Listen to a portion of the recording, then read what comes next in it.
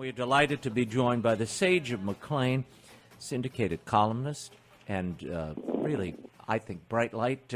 So much of Donald Trump's agenda depended on the foundation that was laid by this guest joining us now, Patrick J. Buchanan. Thank you for being here, Pat. Good to talk with you, Raymond. Now, Pat, your take on this. I mean, we're seeing, it seems the Democrats, certainly the media, is renewing its focus on this caravan. Indeed, we have a second. This is like a sequel. You know, this is like Roseanne. You knock one thing down, and they keep reviving the thing. You have this caravan on its way to the United States again. The president says this is a winner, given the tight races we're seeing across the country, even in Texas. Is it a winner in your estimation? I think it is in a sense. It is the signature issue of the president, or just about the signature issue, of controlling the border, securing the border, building the wall, halting illegal immigration. It's the major issue in Western civilization right now. The folks from the South who are dealing with repression and war and poverty and hardships all want to come north to Europe and the United States. And it enables Donald Trump to demonstrate that he's a leader on this issue. This is his issue, and he can take action to secure the borders and prevent what is really a third world invasion of the West. So I think yes. Mm-hmm. Pat, why are we seeing this? I mean, I guess this happens every time you have an incumbent president at midterms. He risks, and traditionally he loses, seats in the Senate and the House. Why might Donald Trump weather this better than his predecessors, do you think? And is the Kavanaugh thing going to help? Well, I think the Kavanaugh thing, right. I think it helped. It certainly energized many conservatives and others. The Supreme Court was at issue. The apparent lynching of Kavanaugh, the belief that he wasn't getting a fair hearing, and his fiery disposition. Oh, I mean, it was a tremendously, exciting and interesting battle. And I think it energized the Republicans who were basically don't get energized in midterm elections when they hold the White House. But I think with this, again, it's an opportunity to demonstrate that he can get the job done. And I think, and of course, it's a risk is involved here as well.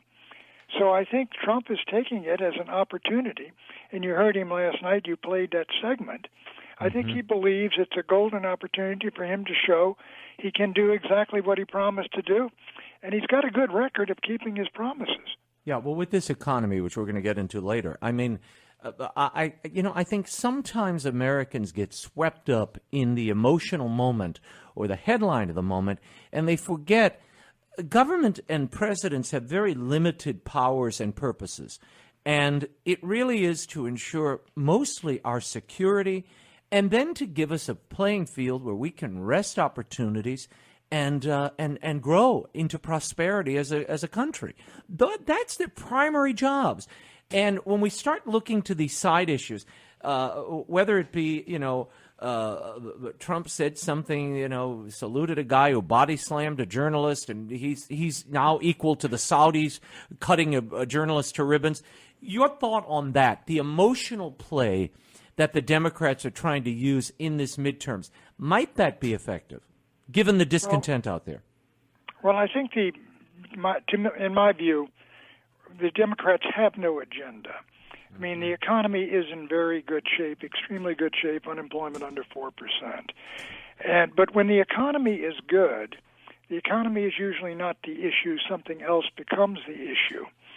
And I think that the Democrats are they're pushing this Khashoggi thing, the murder of him, and this tremendously lurid tale of murder in the consulate in Turkey. I think they have no agenda, and they're seizing upon this and trying to attach it to Trump. But what exactly, Raymond, is the Democratic Party's great agenda? What is their contract with America? What are they going to do or pretend they're going to do, since the only house they can get, I believe, is the one House of Representatives? What is their agenda? They don't have one. The big issue in this campaign is Trump. Right. No, that's all they have. I mean, he is the centerpiece. And now you're seeing some pollsters saying, by internal polls, the president's approval ratings are surging, and that the Republicans could squeak out just enough seats to hold on to the majority. If that doesn't happen, Pat, if the Democrats take control of the House, even by a slim majority, what do you think happens? What will the next year look like for Trump? Uncharted hell. Investigations as far as the eye can see. They can't pass anything. They can't enact anything. They can't, revise Obamacare and send it over to a Republican Senate, then send it down to President Trump at the White House. So they can't do anything, so they're going to investigate everything. They will be looking into his tax returns. They're going to be looking into any financial connections with Saudi Arabia. They're going to get the Mueller report. They'll be looking into alleged obstruction of justice in the Russiagate investigation. All of these things, the Southern District of New York will be investigating, and the grand jury here in D.C. So I think that's all that they've got going for them. But they don't want to raise the real issue. Mm-hmm. If you ask them deeply what you believe it ought to be, they would say, the goal here is impeach Trump and lock him up. But you go ahead and announce that as your goal, and you shrink your base, your Democratic base, down to its hardcore, which is insufficient to win the House of Representatives. To the degree that you rally those folks in the Democratic Party on that issue, you don't get the broad base, sort of the balance. I mean, you live over in Northern Virginia. They've got a fighting chance on this congressional district here. Right. If you did something like that, it would kill it. Pat, I want to play something. You just mentioned the impeachment, the I word, impeachment. Last night, Beto O'Rourke, go to Beto 3, James. Beto O'Rourke, who is Ted Cruz's challenger in Texas, did a town hall meeting, and he had this to say. His question was about impeachment, and you said in July that you would, as a member of the House right now, vote to impeach. Have you changed your mind? I haven't. According to the Constitution, that means that the president has committed the crime of treason, bribery, or a high crime and misdemeanor. Which one of those do you think the president has committed?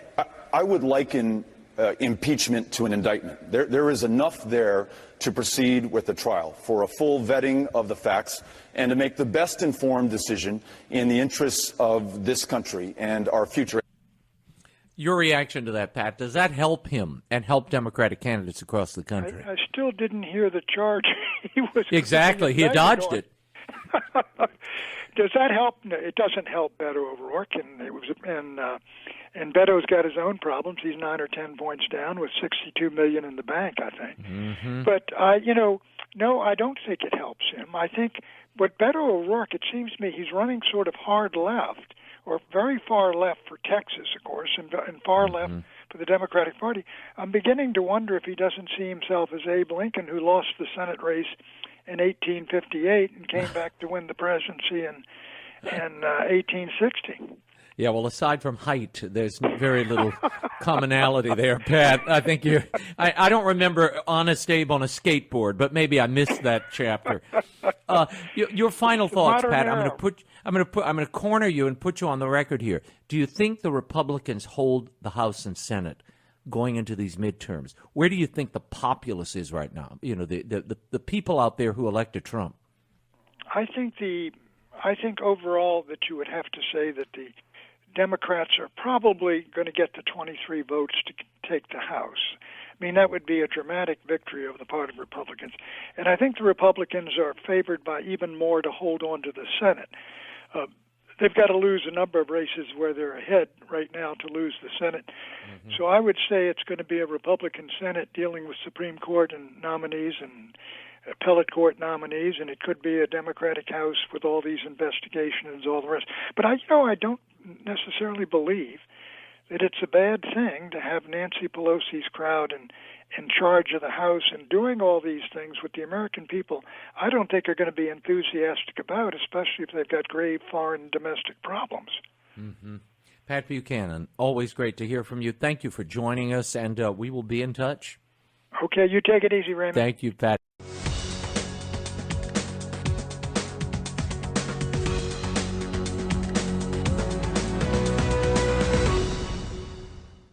with more reaction to all of tonight's breaking news. Author of the New York Times bestseller, Trump's America, The Truth About Our Nation's Great Comeback, former Speaker of the House, Newt Gingrich. You know, the list is pretty amazing. It really is awesome. Here's a question.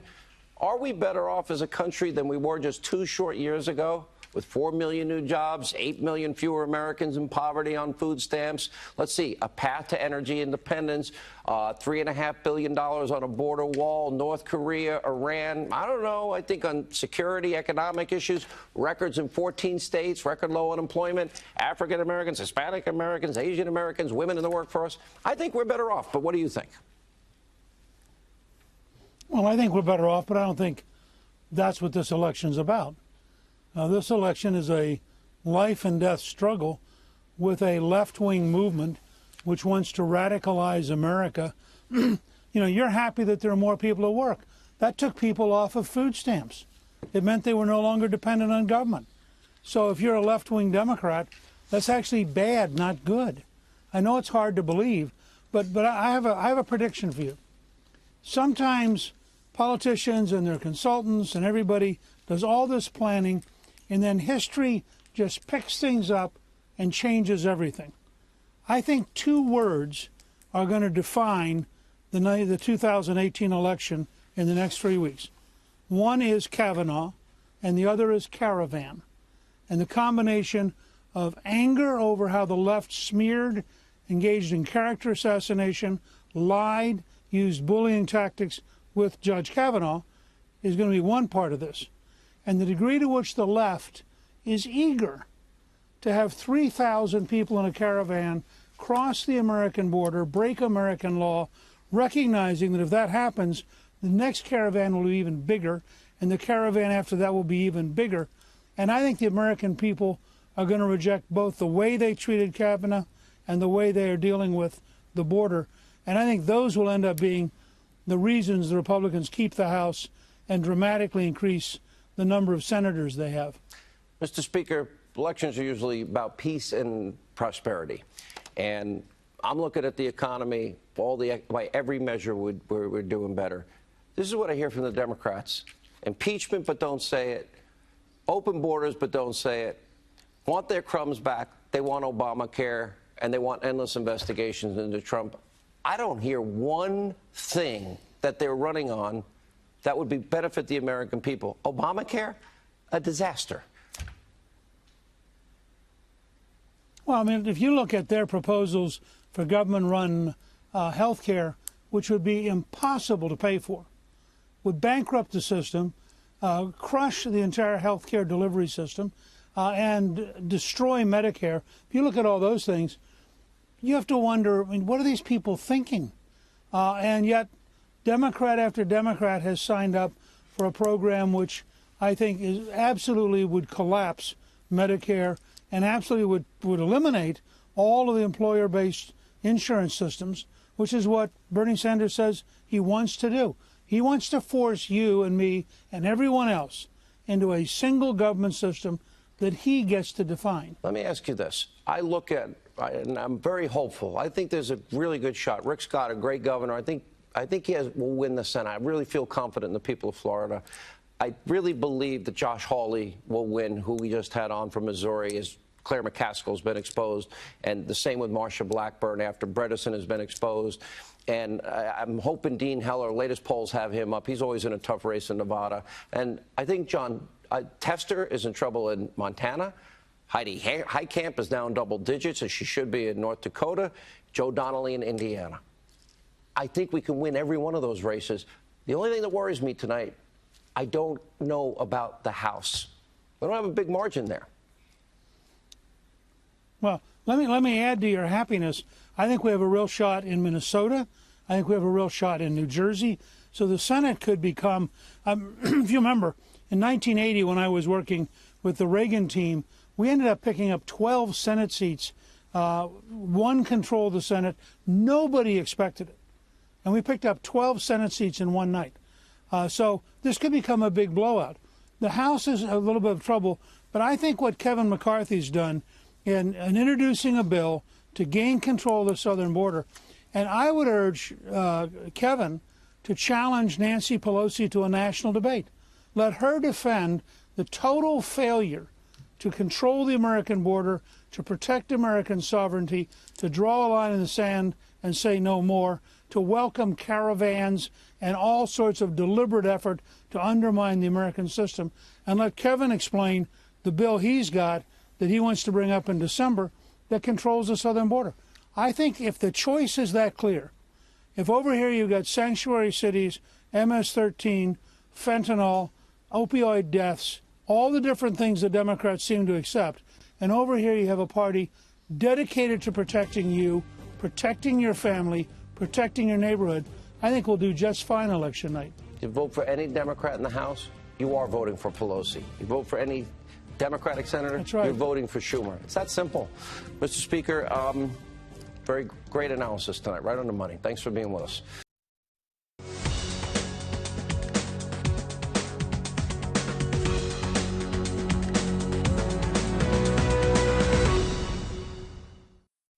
Ten reasons you should go out and vote on November 6th and vote Republican. The 2018 election is just 22 days away. It's pretty close. Republicans have gained ground in the Senate over the last couple of weeks.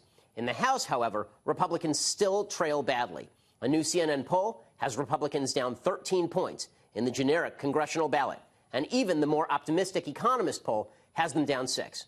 All of this should motivate you to get out and vote. Because if Democrats win the House and the Senate in 2018, conservatives should be prepared for an all-out assault on their values and an assault on President Trump from a media that makes the last 2 years look like child's play. Here are 10 reasons you should get out and vote on November 6th and vote Republican. Number 1, the courts. Obviously. For generations, the left has stacked the courts with judicial activists determined to read their priorities into the law by twisting the Constitution beyond recognition. President Trump and Senate Majority Leader Mitch McConnell have successfully remade the federal judiciary by appointing and confirming judges dedicated to the proposition that the Constitution must be read as it was written. If Democrats somehow win back the Senate, they will hold open every single judicial seat, hoping a Democrat takes the White House in 2020. Then they'll go right back to rigging the judicial branch, using it as a club with which to destroy constitutional rights and traditional values. Reason number 2, the investigations. Get ready, gang.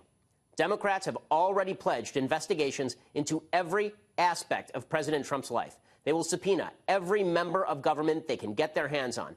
And we know they don't really care about guilt or innocence. After all, they just tried to railroad a federal judge by claiming, without corroborating evidence, that he was an alleged gang rapist. In fact, Democrats have already pledged to launch another investigation into Justice Kavanaugh, hoping to undo the results of that confirmation vote. If you enjoyed the disgusting spectacle of Democrats trying to destroy due process of law, get ready for a lot more.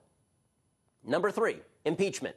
While Democratic leadership has been kind of lukewarm on the idea of impeaching President Trump, the base is not going to settle for anything less if the Democrats take the House of Representatives. They will demand that Trump be impeached for any reason whatsoever, and then they'll push the narrative that corrupt Republicans don't care about the rule of law. Now, it's just possible that Democrats could create a backlash that helps President Trump, that voters react to impeachment by supporting him. But that is a risky proposition at best. Number 4, the economy. President Trump's chief selling point in his re-election effort will be the economy, obviously, and Democrats are dedicated to stifling economic growth if it means stopping President Trump. They will hold up budgets, they will blow out spending, they will push for harsh anti-business regulation. They'll kill the predictable pro-business climate President Trump has carefully crafted. The stock market will tumble as Wall Street begins to price in the effect of Democratic governance. And businesses will start to sock away capital again to prepare for the possibility of a unified Democratic government that could enter Washington in 2020. Number 5, foreign policy. President Trump's administration has done a terrific job of drawing us closer to our allies and throwing a scare into our enemies. He's done so because Republicans in Congress are willing to bolster our defense spending as necessary. The same is not true of Democrats, who would immediately move to cut defense spending, signaling to the world that President Obama's weak-kneed foreign policy is back. Democrats would also attempt to undermine sanctions against the Iranian regime in keeping with Obama-era foreign policy. 6th, Get ready for polarizing culture wars. We've already seen the Democrats suggest that mob politics is the new normal. We've seen the Democrats capitalize on racial issues to polarize the country. We've seen them try to divide Americans by class and sex, too. With the platform of Congress, look for Democrats to attempt a series of divisive maneuvers intended to relaunch those culture wars in new and frightening ways. Seventh, attacks on religious liberty. President Trump has been stalwart in his defense of religious liberty. Democrats will be just as stalwart in their attacks on religious liberty. They're surely going to attempt to push so-called anti-discrimination laws directed at religious businesses, churches, and schools. And then they will dare President Trump to veto those laws so they can claim that he and all Republicans are bigots.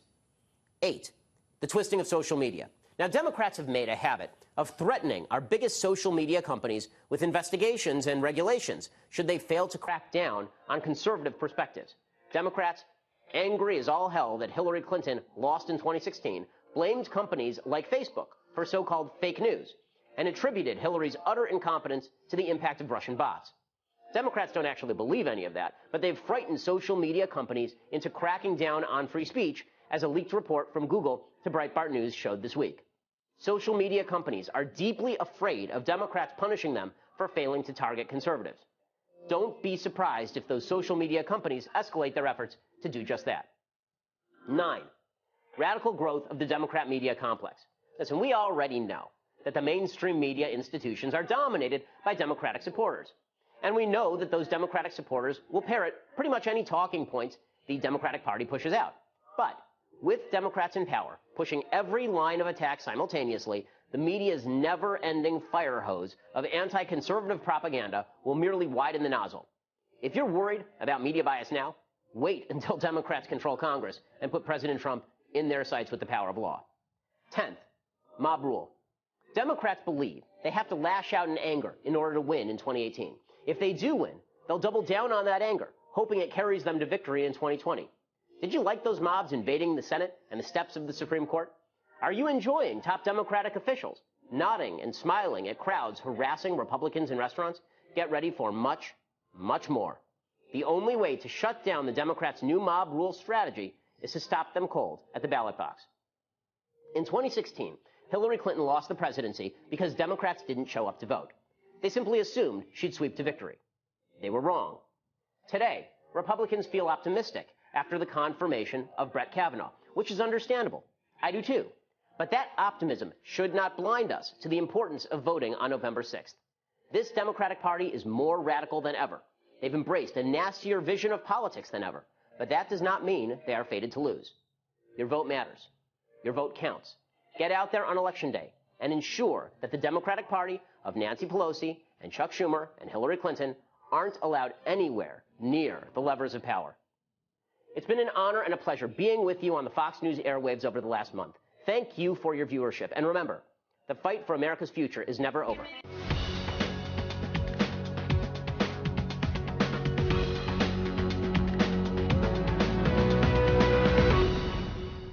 I don't have survey data. I don't trust it.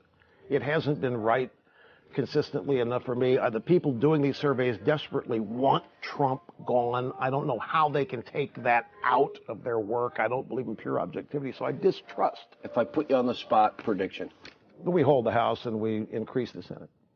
Because I think that's justice. I think that's just. I think the Democrat Party deserves to lose in the single biggest electoral landslide defeat in my lifetime because of the actions they've taken just in the last month.